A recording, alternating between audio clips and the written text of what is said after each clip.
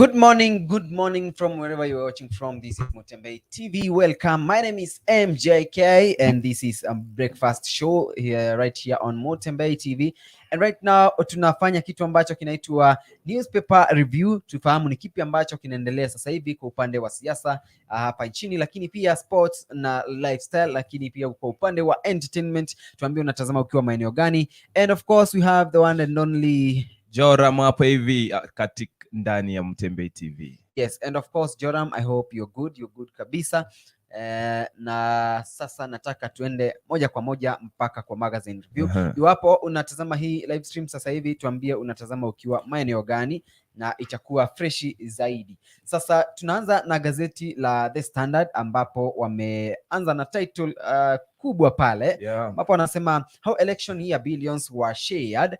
A mini budget, Uhuru's government to spend additional 126 billion to prepare for polls, fight drought and buy COVID vaccines in a supplementary budget that also pumps in cash to ailing parastatal na basi wakaweza kuweka pale 8.8 billion ambayo ni IEBC, Ministry of Defense, Election Security 15.1 billion and of course wakaweka kwa Ministry of Health COVID-19 vaccines zitagharimu shilingi bilioni 14 na Department of Infrastructure Zungu sio chetu Infrastructure 7.3 billion, Kenya Airways 26.6 billion, alafu kule kwa upande wa koti zitagharimu 24.7 billion, State Department of University Education 8.5 billion, Teachers Service Commission CBC 6.9 billion, 5.3 billion itaenda kwa Crop Department. Total inakuja 126.3 billion. Hizo ni baadhi ya pesa ambazo serikali basi itatumia. Wewe unasemaje kuhusiana na hizi hela ambazo zina unaona sasa serikali inataka kuziongeza kwa matumizi hayo? Joram. Okay. Ukiona serikali maybe inaongezea maneno kama stories za CBC. Kwanza tuongelee stories za CBC. Zimesumbua sana hapa hivi. Kwa sababu unapata watoto siku hizi, unapata mtoto pale nyumbani mzazi anakuja anaambia mzazi nataka kutengeneza gari. Unajua wakati wetu tulikuwa na ile tunatengeneza ile gari ya waya. Siku hizi unaona mtoto anakuja anasema mama, tumeambiwa tutengeneze gari, tumeambiwa tuende shule na nini na mbuzi. Unaona? Hata unashangaa mzazi anashangaa mtoto ameitishwa mbuzi. Ni mbuzi ya aina gani? Lakini sasa ukiona serikali, kwa sababu pia kwa Daily Nation wameiweka ni National Airline, kwanza sijui ni KQ, gets 26.5 billion for bailout, Electoral Agency 8.8 billion for preparedness. Unaona? Changes, wanasema kuna changes zime increase na changes zime decrease. Ukiangalia changes kama zile zime increase ni kama Ministry of Defense with 15.12 billion. Kwanza Ministry of Defense kukikuwa na in case wanawekeza hizo pesa zote pale hivi kwa defense, at least mimi naona hiyo iko sawa, iko fresh kabisa. Ndio. Wow, tukiendelea zaidi katika gazeti la The Standard wanasema kwamba internal rivals threaten to shatter Ruto's new alliance. Jamani. Amani National Congress leader Musalia Mudavadi addresses a campaign gathering at Githogoro in Runda, Nairobi yesterday during a joint tour by his party DP Ruto's UDA and Moses Wetangula Ford Kenya. Sasa inaonekana tangu Wetangula na Mudavadi kujoin UDA, vita zitakuwa nyingi zaidi. Naam, kabisa. Yes, kwa sababu unafahamu waliondoka kule upande mwingine wa Azimio wakaenda mpaka kule upande wa UDA. Kwa hiyo watarajie mambo kama hayo kutokea. The Standard wanasemaje pale? Hapo hivi kwanza kwenye front page utapata inside the 1 billion NSSF gravy train ile tuliongelea jana, how Kibaki reforms pact of massive theft and fund. Also tunapata pale hivi bado kwenye gazeti ya Daily Nation, MPs close ranks to save their jobs House Business Team motion passed in record time. Hiyo utaipata kwenye gazeti page number 6 kwenye Daily Nation. Alafu bado tunaambiwa Deputy President William Ruto's United Democratic Alliance, hiyo ni UDA, is borrowing a leaf from Raila Odinga's Nation Super Alliance, NASA 2017 vote mobilization plan and campaign teams as it gears up for the August election. Unaona? Bado tunaambiwa hapo hivi kwenye front page, Jumwa Aisha, she's seeking to move case to magistrate. Malindi MP, ndo huyo sasa, who is facing murder charges for killing of an ODM supporter, wants to exhaust all appeal channel. Hiyo inahusiana na ile story yake, na by the way Aisha Juma, hiyo si kesi ya kwanza yake ya kwanza. Kesi nyingi sana ambazo zimekuwa zikifanyika, lakini hii sijui kama ni ile ambayo alikuwa anahusishwa yeye na security guard wake. Ndo hiyo sasa. Wow, so nadhani basi hiyo ni story ambayo iko kotini, hayo hatutaizungumza sana. Okay, kingine ambacho kinaendelea kwa upande wa The Standard ni hii story ambayo inahusiana na wanasiasa kuwasaidia watu ambao hawajiwezi. Tumekuwa tukishuhudia hizi rallies ambazo zimekuwa zikifanyika.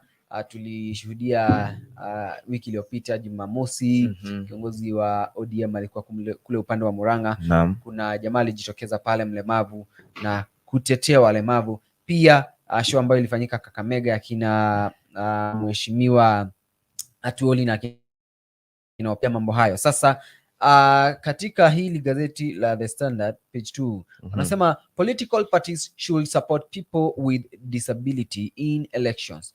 People with disability have not been favored in the ongoing campaigns. They endure a lot of Sasa hapa nadhani wanajaribu kueleza eti kwamba watu ambao hawajiwezi au wana ulemavu wamesahaulika na wanafaa kukumbukwa kwa njia yoyote. Japokuwa nimekuwa nikiona wakizungumza, kwa hiyo sijaelewa wanasema wamesahulikaje kwa upande wa campaigns au katika agenda za viongozi ambao labda sasa pale ndio. Kwa sababu unaweza pata labda watu wanapeleka matetezi yao mbele, wanasahau yao. Unajua labda watu wamefika mahali fulani, unaona hao watu yani pia hao walemavu wameona watu wengi wanatetewa, lakini mswada wao labda upitishwi. Labda hao wangependa kuwa wanafanyiwa maybe mambo fulani, wanaona maybe haifanyiki vile kulingana na matarajio yao. So wanasema maybe pale hivi ikifika wakati wa campaigns, watu wanasema watoto wanataka shule, wazazi wanataka hii, wazazi wanataka watoto wawe na hakuna school fees, lakini watu wanasahau kusema labda tuseme for example kuna mtu pale ako yatima, mtoto pale kuna mtoto ana mkono, angependa kutupeleka labda shule ya walemavu. Unaona mambo kama haya.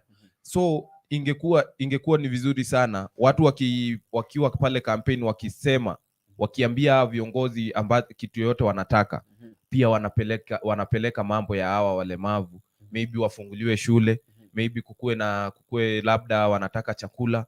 Unaona kuna wengi maybe hawana pia mahala pa kulala. Unaelewa? So najua maybe hiyo ndo kiini sana, wanataka mambo kama hayo wafanye nini, washughulikiwe. Maybe wapelekwe shule, watafutiwe chakula, kitu kama hiyo. Unaona? Naam.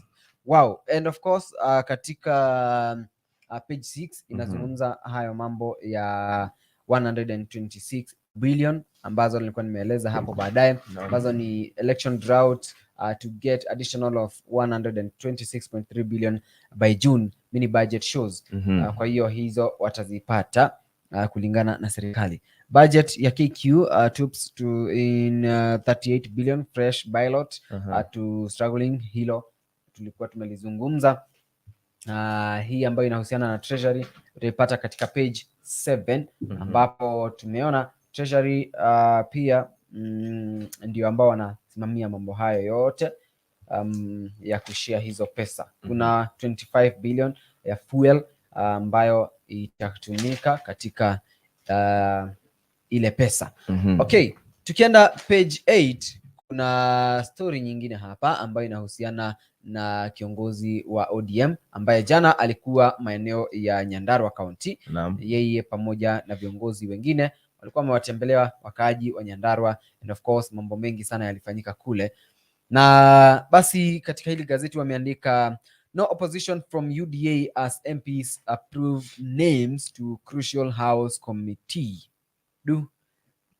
Kuna imenikumbusha kuna street interviews ambazo Mutembei TV tumekuwa tukizifanya za street, na watu wamekuwa wakiulizwa maswali na kudai kwamba iwapo kiongozi wa UDA anataka kushinda lazima kwanza ashindwe mara moja ama mbili, kwa sababu haezi akaja tu akaingia. Nilisikia akisema ya kwamba mwenye aliingia tu hivyo alikuwa ni Moi. Ati Moi yeye ndo alijaribu mara ya kwanza akiwa amepita ati kwa sababu mzee Jomo Kenyatta aliweza kufariki. Kwa hivyo hakukuwa lazima ati kungekuwa na kampeni, ilikuwa mwenye alikuwa amemfuata wakati ule anaingia direct. Lakini kama ni Moi Kibaki alilose mara kadhaa ili aibuke kuwa mshindi wakati ikaenda pia kwa Uhuru Kenyatta. Alishindwa mara moja alafu akaibuka. Sasa nasikia wananchi wa Kenya hapa hivi ambapo wanamtembei TV wanaenda pale hivi kwenye ground wanauliza maswali, wanasema lazima Ruto, kwani wewe ni nani? Ashindwe kwanza. Lazima ushindwe. Ukuje ukue the opposition, ukue kwenye opposition, alafu sasa uibuke kuwa mshindi. Sasa sijui ni nani wanalenga, ni nani hapa hivi anaenda kuchukua hii kitu. Kwa sababu hapo chini naona waliendelea kwa kusema stop talking ill of Uhuru, Raila and his allies won. ODM leader says his agreement with President Uhuru Kenyatta is aimed at transforming the political landscape to prove chaos. Some Mount Kenya leaders accuse Ruto of attempting to frustrate Uhuru's legacy and house operations. Wewe unaona sasa hapa kweli vita ni kubwa hapa vile ambavyo unaona, kwa sababu katika ile lari ya huko Nyandarua hapo jana, Kennedy ambaye ni anaitwa Kennedy Geshui pamoja na James Munyeki walizungumza. James Munyeki ni mtangazaji and of course zungumza pia na kusema kwamba ODM leader Raila Odinga yesterday took Azimio la Umoja campaigns to Nyandarua where he warned Deputy President William Ruto and his allies against disrespecting the president. Former Gatundu MP Peter Kenneth also warned Mount Kenya leaders accused of belittling President Uhuru Kenyatta that they risked attracting causes. Those insulting, haya ni maneno yake sasa, those insulting the president have forgotten that God loves humble servants. By insulting Uhuru, they are insulting people who believe in his leadership. Okay, huyo ni Peter Kenneth alisema kwamba kujaribu kucheza na rais, hata Mungu anapenda watu ambao wananyenyekea. Kwa hiyo wakampa onyo yule ambaye yeyote ambaye anajaribu kumchezea rais, lakini sana sana walikuwa wakimwelekeza naibu wa rais William Ruto. He said among the presidential candidates only Mr. Raila and has shown humility when national interests are at stake. Na akasema haya maneno, I can foresee danger if these people take leadership of this country. The safe pair of hands for this country is Raila, who has no bias and vengeance, and history speaks for itself. Sasa hapa wanamaanisha kwamba Wakenya wako kwenye mikono mizuri iwapo kiongozi wa ODM ataibuka mshindi. Sasa hapo ndo inakujanga wanauliza in whose hands are we safe? In whose hand? Atuoli hiyo wakati. Lakini najua kama watu wako wanaona watakuwa safe on Ruto's side, wacha wafanye kweli. Na kama wanaamini Raila akichukua ama mtu yeyote watakuwa safe, ni opinion yao. Wacha wafanye nini? Wampe kura. Mimi sisemi wasipatie huyu kura ama wasipe Raila kura, wasipe ama maybe akina Mudavadi ama yoyote atajitokeza. Kama una feel wewe ni Raila akichukua nitakuwa na safe side, Ruto akichukua nitakuwa na safe side, it's your choice. We choose ni nani unataka. Kabisa. Wow. Tukiendelea zaidi, sibling rivalries put Mudavadi and Ruto polls deal to unity test. Nakwambia hizi vita hizi za kisiasa, hata kama wanasemanga politics is a dirty game, basi sijui nisemeje kuhusiana na hili.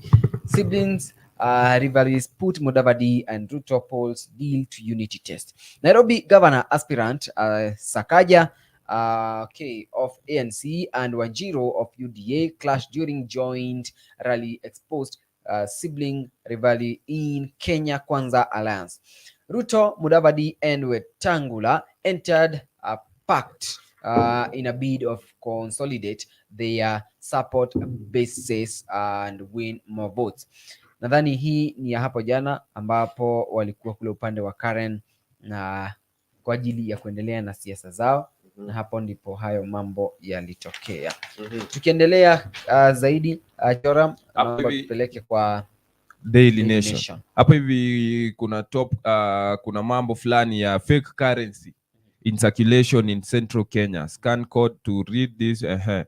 So wanasema ya kwamba kumekuwa na fake currencies ambazo sasa zimeanza kucirculate sana.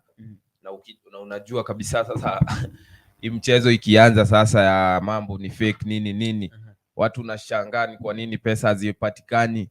Kumbe hata pesa hazitembei zenyewe, ambazo hazifai ndizo zinatembea. Kwa sababu sasa watu utasikia wakisema uchumi, pesa hazitokei. Lakini hizi za fake ndizo peke yake zina circulate. Bado hapa hivi watu wanasema quote of the day kutoka Musalia Mudavadi. Aliweza kuambia watu pale jana, we want to make it clear IEBC should not be used by the government to legitimize an illegitimate project. We want Kenyans to elect a leader they love. Let us put greed aside because Kenya is bleeding. We are broke. Hapo Musalia Mudavadi anasema wananchi Kenya we are broke kabisa. Alafu hapa hivi tunaambiwa, na ninashangaa kwa nini siku hizi vifo zimekuwa mingi hivi, zimeongezeka. Kwa sababu unakumbuka last year kuna vijana wawili waliweza kuuliwa pale hivi na askari fulani. Na hiyo issue ikaleta shida na hiyo story ikakuwa talk of the town kwa kama wiki nzima hapa Nairobi. Wale vijana wawili waliweza kuuliwa upande wa Kiambu. Saa hizi bado kumepatikana wengine Kiambu, vijana wawili wameweza kupatikana wakiwa wameuawa. Mmoja anaitwa Charles Muchuha, 28 years old, and he's an Uber driver. Unaona, whose body was recovered on January 23 along Kabarnet Iten Road. Huyu mwingine anaitwa Daniel Kenothia, 34 years. Unasikia miaka yao ni ile miaka ya yani youth from Ruiru, Kiambu County, whose body was recovered alongside that of Mr. Muchuha. Walikuwa kwa hivyo wawili, vijana wawili wakapatikana wote wakiwa wameuawa. Boy who killed girl sought after escaping from custody. Unaona? Hapo bado kuna story nyingine na tutarudia bado. Kwa sababu kuna story ambayo kijana aliweza kumuua msichana, akashikwa, alafu akaweza kupotea, lakini sasa hivi ameweza kupatikana mahali alipo. Hiyo story tutarudia. Wow. Sasa Azimio la Umoja, Azimio la Umoja watatumia makubaliano kuchagua wale ambao watawania viti tofauti. Hili ni gazeti la The Standard katika page 10 ambapo wanasema Azimio la Umoja will use consensus to pick candidates, na hayo ni mazungumzo ya Waparanya wakati ambapo walikuwa na ile event ambayo ilifanyika hivi majuzi, na hapa wameeleza kwa ufupi na kusema aspirants eyeing elective positions through Azimio la Umoja coalition will have to agree on a single candidate for each elective seat. In Western, the aspirants have up to Monday next week to reach consensus on who will fly the coalition's flag. This applies to all positions from the MCA seat, women representative, MP, senator, and governor. Kakamega Governor Wycliffe Oparanya said a special committee will be constituted to oversee the consensus process. So hayo ni mazungumzo ambayo yalifanyika hivi majuzi, siku ambayo ile event ilikuwa inafanyika kule upande wa Kakamega, ambayo ilikuwa inaongozwa na Atuli pamoja na Wycliffe Oparanya. Mr. Oparanya, who is also the ODM deputy party leader, said aspirants from Bungoma, Vihiga, Busia, Bungoma and Kakamega will meet in Kakamega next week to deliberate the matter to forestall fallout. ODM leader Raila Odinga had earlier indicated that Azimio would adopt consensus in nominating candidates. Speaking during Azimio la Umoja Western Chapter consultative meeting at Kakamega Golf Hotel on Monday, Oparanya they were worried of competitive nominations because the process could trigger defection of losers to rival parties. All right. Hayo ni mazungumzo ya Oparanya. Na tukiendelea katika page 10, different story hapa ambayo inahusiana na kidney. Wanasema kwamba go for kidney transplant, not dialysis. Expert advise patients. Nasikia watu waende kufanya ile transplant ya kidney kwa sababu hivyo ndivyo. Hapo hivi kwenye gazeti la Daily Nation wanasema ya kwamba trouble for Ruto in Western as ANC Ford lose MPs. Hiyo chama kimeanza kupoteza ma MPs. Naam. Kwa sababu pale hivi tunaambiwa ya kwamba UDA sasa wameanza kutafuta ile form, ile strategy ya 2017. Sijui kama strategy ya 2022 ama ya 2017 ambayo walitumia wakati ule. Sasa hivi sijui ndo wanataka sasa kuingiza kwenye UDA sasa hivi ya 2022. Hiyo strategy kwa sababu UDA borrows from NASA's 2017 strategy. Unaona? Dr. Ruto and his allies says they want a decisive win in the August polls. The DP's party is building its representation at the grassroots as it plans to have at least 2 polling center coordinators. Since Mudavadi and Wetangula joined hands with the DPs, their parties have experienced a wave of defection. Imekuwa sana sasa, maybe wale ambao walikuwa shasema wale ambao walikuwa wamesimama na maybe ma MPs na ma MPs senators nini na chama cha UDA. Sijui kama ni ladha imeanza kupotea, ladha yao ya pale hivi ku campaign sasa na chama cha UDA. Naam. Wow, so tukiendelea zaidi page 13 katika The Standard, hapa sasa ni mambo ambayo yanahusiana na United Democratic Alliance UDA, ambapo hapa naona wamesema United Democratic Alliance UDA invites all interested and qualified aspirants to submit their applications for nominations on or before February 28th. The application should be done via UDA website www.uda.ke or www.leaders.uda.ke/nominations. Sasa UDA wanawaalika wale wote ambao wanataka kuwania uongozi na vitu tofauti tofauti waweze kusubmit applications zao kabla ya siku ya nomination, na kuna nominations fees ambayo analipia iwapo unataka kusimama kiti fulani. Hiyo inakuwa ni lazima utatoa pesa fulani. Sasa MCA ikiwa ni MCA wa kiume anatoa 50,000 for 50,000 shillings for registration. Yes, huyo ni MCA wa kiume. Wa kike anatoa 25,000. Women, wanawake wote ambao wanataka kuwania kiti cha MCA analipia shilingi 25,000. That is for registration. All right. Alafu sasa kuna youth. Naam. Vijana sisi sasa. Naam. 25,000 registration. Tumeweko karibu hivi na Mwanadada. Yes. Alafu namba 2 ni MP, member of National Assembly, ambaye for registration. Mimi hata nilikuwa nadhania ati ni pesa mingi. Nilikuwa nadhania sasa hata labda hata watu wengi labda ndo hawajui. Tungekuwa maybe kama watu walikuwa wanajua ni shilingi, tuseme kama youth anaweza kuja pale kuregister. Register anataka maybe kukua MCA youth. Labda alikuwa nafikiria pale ni shilingi kama 400,000, 300,000. Kumbe ni shilingi 25,000. Kwa sababu pia mimi ningejua ati ninaweza simama na naweza register, kwa sababu najua nikiweza register na hii 25,000 shillings. Najua pale juu nitapatiwa pesa ya campaign kama milioni kadhaa. Ningejua ningekuwa nishaekelea pesa fulani. MPs ndio naona ni kama MPs kidogo wanalipa hela nyingi, kwa sababu wa kiume analipa 250,000 registration. Iwapo unataka kuwania kiti cha MP unalipa 250,000 area yoyote. Yes, countrywide. Wanawake wanalipa 125,000.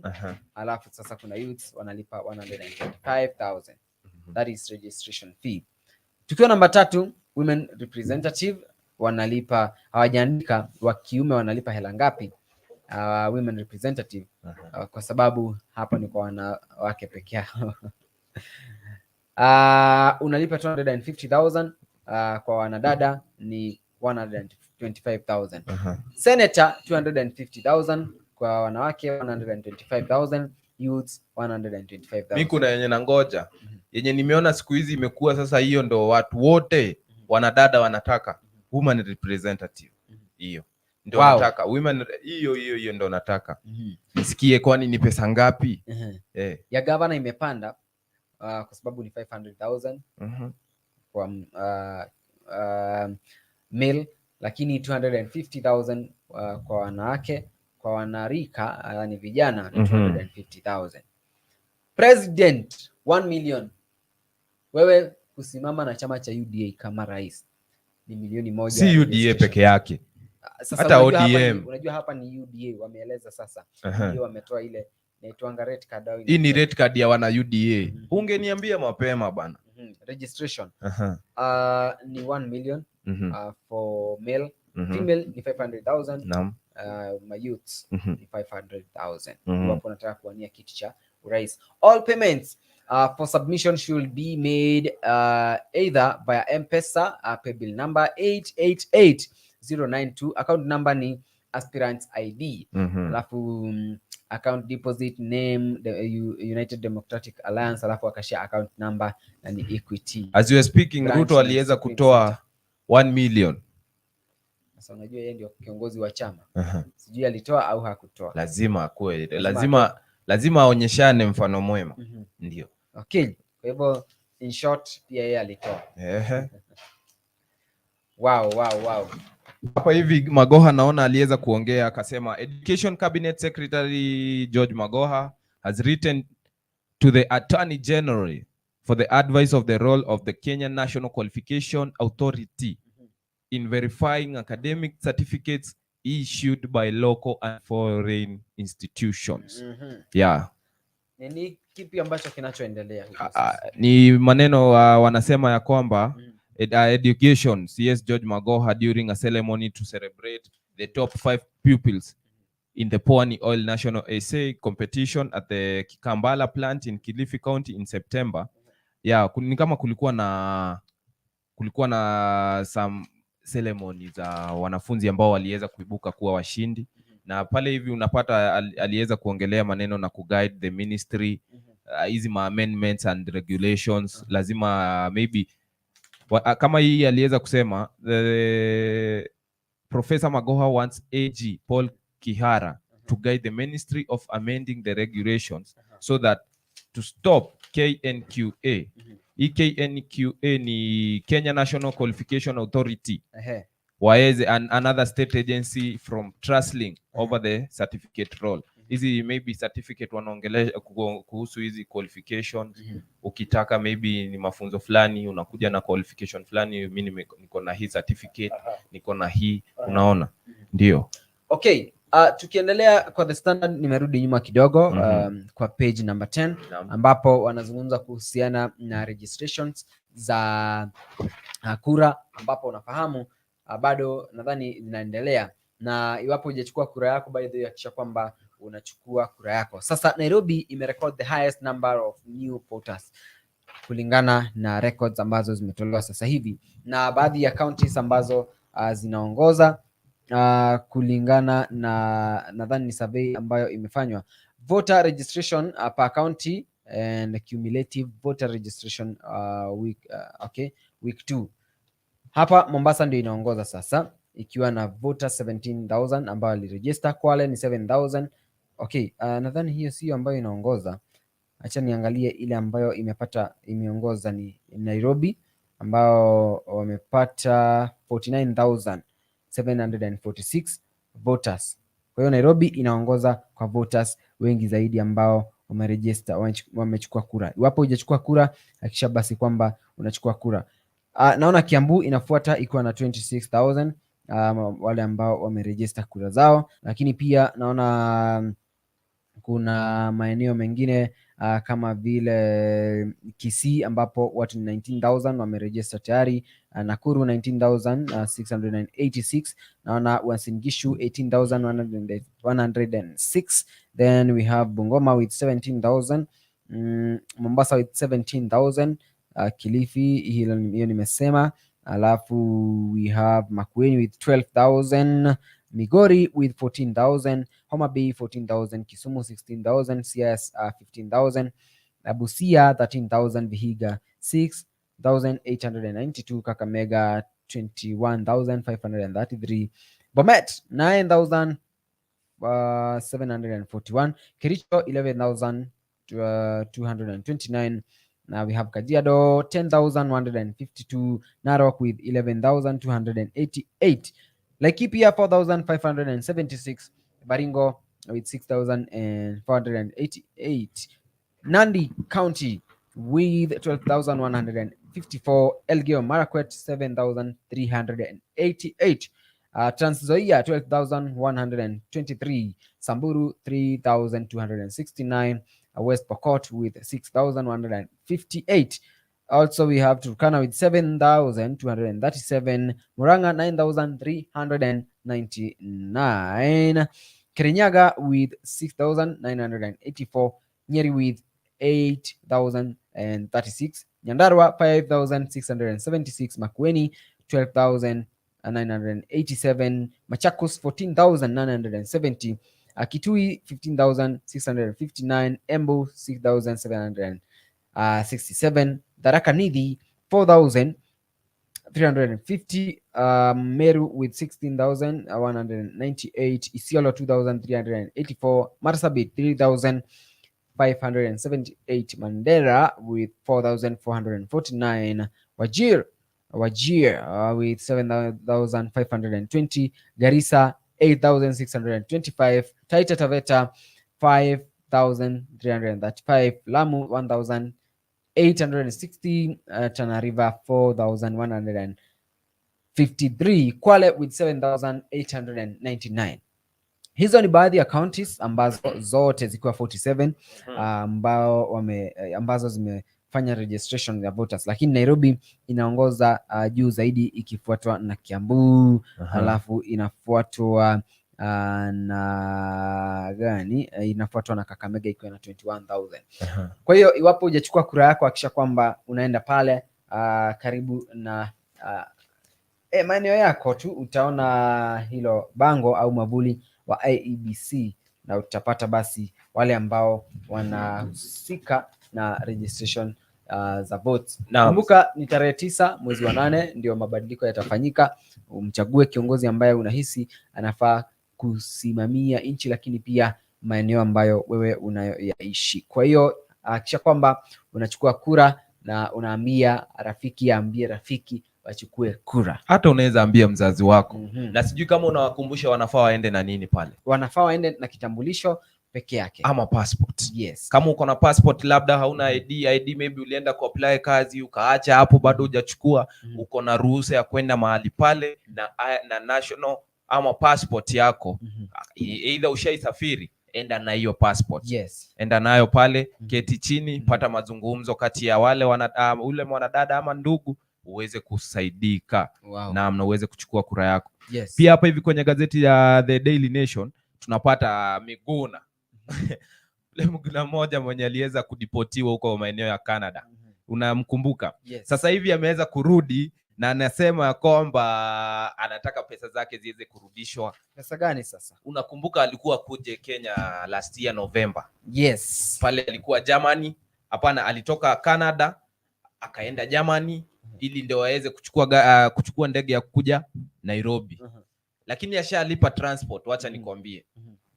Sijui kama ushaisafiri na ndege. Naam. Yes. Kwa sababu ukisafiri hauendi kulipia hapo. Hiyo si matatu. Una book. Yes. So yeye alikuwa sha book safari yake kutoka Germany to Canada, from Canada to Germany, from Germany to Kenya. Unaona? Na kwa hii mambo yake yote, kwa sababu he was deported, kulikuwa na mtu anaenda na kesi yake, yule ambaye wanapelekana kumtetea yeye upande mwingine, kwa hivyo anaweza rudi. Kwa hivyo hapa hivi kwenye Daily Nation utapata anasema ya kwamba Miguna ask court to jail CS Omamo. Kwa sababu gani? This Miguna wants Foreign Affairs Cabinet Secretary Rachel Omamo committed to a 6-month prison term for disobeying court orders. Kwa sababu gani? Dr. Miguna is also seeking 1.1 million from the government for the losses incurred during his aborted trip to Kenya in November last year. Yes. Kwa sababu anasema pale hivi alikuwa ashatafuta nyumba ya kukaa, alikuwa ameilipia, kuna mahitaji alitumia pale upande wa Germany. Yes. Tunaambiwa alitumia $42. $420 not sorry. Unaona? Kwa hivyo anaona alifaa kurudishiwa pesa zake. Alikuwa ashalipa ndege, na unajua kulipa ndege kutoka Germany to Kenya is a lot of money. Yeah, is a lot. Ukiona ikifika hii amount 1.1 million ni kumaanisha alikuwa ametumia pesa mingi. Pia mahali pa kulala. In application filed at the High Court in Nairobi yesterday, Dr. Miguna says Ms. Omamo is in contempt of the November 22, 2021 orders requiring him to obtain emergency travel documents from any embassies or high commission within 72 hours. Alikuwa ameitishwa documents ambazo zikuje zionyeshe ya kwamba amepewa ruhusa na maybe na embassy ya kutoka kwao. Unaona? Kwa sababu Germany lazima kuko na embassy ya Kenya. Ni kumaanisha alitembelea mahali pale, aliwaambia naenda Kenya, narudi Kenya. So walikuwa wanataka provide hiyo nini? Documents ambazo waliweza kuprovide, lakini hawakumsikiza. Walimwambia aweze kurudi wapi? Waweze asikuje Kenya. Na sasa hivi as we are talking, the lawyer says in court paper in papers that he went to Kenyan embassy in Berlin for the documents, but he was turned away. Alienda kuendea documents zake. Akarudishwa. Na aliweza kusema I was not physically, emotionally and financially able to continue undergoing the frustration and abuse. Najua na nakwambia pia Wakenya wako na swali, wanajiuliza if Miguna anakuja, kuna pigo moja. Kuna mtu unajua atalilia kwa choo. Unaona? Yes. Miguna akikuja wanamuonea mbali, wanamuonea 18. Wanajua huyu akishuka huko. Unajua sasa shida ya Miguna sasa. Niambie. Anaongea sana. Anakaa anaongea, anarusha maneno huku. Unajua sasa inabidi serikali sasa inyamazisha. Anyway, ni saa 3 kamili ambapo tunaenda kumalizia kitengo hiki cha kwanza ambacho ni cha uchambuzi wa magazeti, ambapo tulikuwa na Joram hapa tukichambua magazeti bila ya saa 2 hadi saa 3. Lakini kumbuka si eti kwamba tuna end show, ni kwa sababu ya muda, lakini pia tutarejea hapo baadaye na Madam Petty Mouth mwenyewe ambaye tutakuwa tunazungumza naye, atakuwa natupa udaku. Jana tulifanya story hapa na baadaye tukaona inaenda viral sana. Na kabla by the way tukate, hebu tuongelee hiyo story ya Andrew Kibe kidogo. Kilichotokea ni kwamba kuna mwanadada ambaye alikuja hapa anaitwa Sylvia, anajiita Sylvia Kibe. Yes, anajiita Sylvia Kibe. Anadai kwamba eti yeye ni baby mama wa Kibe. Naam. Na alishaiza mtoto naye. Story nilifuata vizuri pia, nilipata pale kwenye mtandao, nikaingia pale kwenye blogs, nikaipata wameiweka. Na yeye anaomba sasa Kibe aweze kulea mtoto. Yes. Kitu ambayo najua pia wananchi waliweza kupata utatanishi kidogo. Pia mimi naweza kuja niseme nimezaa na mwanadada fulani, akaenda akaniachia mtoto. Unaona? Lakini sina ile document ambayo inaonyesha in birth certificate. Kama sasa hivi wananchi walikuwa wanatungojea tusome magazeti. Hawakutungojea tukuje na simu ama tukuje tuongee tu hivi na mdomo, tuseme gazeti ya Daily Standard walisema ama Daily Nation walisema hivi na hivi na hivi. Tumekuja nayo ili waweze kuiona ndoo hii na ili waamini chochote tunasoma kimeandikwa wapi pale. Kama kwa ile interview niliona mlikuwa nayo pale jana, angejua kwa sababu walisema ya kwamba aliona anampigia simu hashiki. Akaona ni vizuri atafute media sasa. Na kutafuta media ni ujue media wanatakanga proof.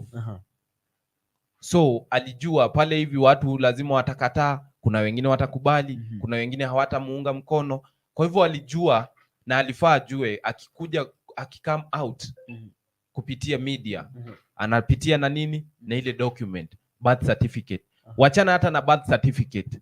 Angejua kabisa hii story ni ukweli, angekuja na mzazi wake, mama yake sasa. Yes. Kwa sababu mama yake anaweza kuja aseme naam. Alikuja akaniambia amepata mtu wako na pesa na akafanya hivi ABCD na hii ndo mazao yao. Unaona? Yes. Lakini yeye alikuja mkono mtupu. Maybe hapo baadaye tutamtafuta na tuzungumze zaidi kwa sababu watu ndio wanataka kujua evidence. Mtazamaji, tuambie ulikuwa unatazama ukiwa maeneo gani hii segment ya kwanza ambayo ni ya kuchambua magazeti.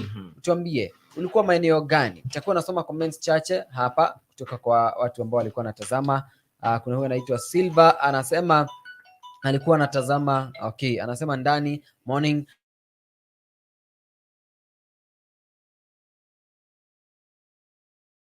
Anasema baba watching from Dadaab, Garissa. Another one here from Manasseh says live from Italy. Peter says watching from okay, Lolgorian. Okay, Jimmy okay, Dominic anasema anawapata live, niko hapa Kahawa Wendani Nairobi. Lande yule msee anasema Ruto ndani, watching from Dandora phase 1. Kasululu says mbona okay, mmesahau Mr. Earthquake ama yeye hayupo kwenye rada. Anyway, Dikena White anasema watching from UK. Enoch anasema watching from Sogoi. Basi hao ni baadhi ya watu ambao wamekuwa tuned in kwenye hii show ya magazine review au newspaper review hapa Mtembei TV. Mimi naitwa MJK and of course tulikuwa na the one and only Joram. Okay. Niambie ni kipi ambacho ulitaka kukifahamu na haujakifahamu, tutakuwa tunakuletea hapo baadaye. Naona Ogumba Collins anasema watching from Kisumu na wengine wengi wanaendelea kutazama. Mimi naitwa MJK or you can call me Majoka MJK. Follow me on Instagram, Facebook, Twitter @Majoka MJK. Na kabla show ambao huwa wanastama usiwachekelee ama usiwakate. Wanapoongea we wasikize, hata kama anastama we msikize, kwa sababu ujui hiyo kidogo anaenda kusema ukiishikanisha itamaanisha nini. Yes. My name is Joram. Don't forget to follow me on Instagram @Joram_KE, on Facebook Joram mwenyewe.